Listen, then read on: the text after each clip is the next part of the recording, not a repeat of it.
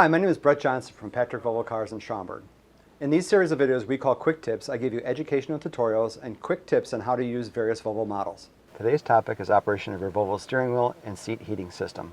For this demonstration we're using a Volvo 2022 XC40 Twin Recharge, but the same would apply to any Volvo using the new Android Automotive entertainment system. There's several different ways to operate the heating system.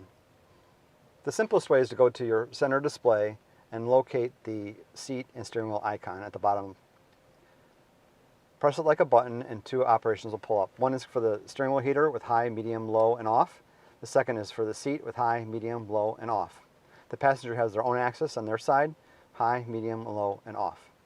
Additionally, you can use voice controls to operate the seat and steering wheel heaters. Press the button located on the right hand of the steering wheel and then tell it to turn the seat heater on. Turn my seat heater on. Okay, turning on the seat heater for the driver. Another way to control your seat and steering wheel heaters is through the Volvo Cars app on your mobile device. When you remote start your car using the Volvo Cars app, the car will take the outside temperature and, if necessary, turn your steering wheel and seat heaters on for you. For Volvos with the climate package, the controls are located behind the center console in the second row. Thanks again for joining us for this edition of Patrick Volvo Quick Tips. Please be sure to like us on Facebook and YouTube. You can visit us here at the dealership at 1600 East Higgins Road in Schaumburg.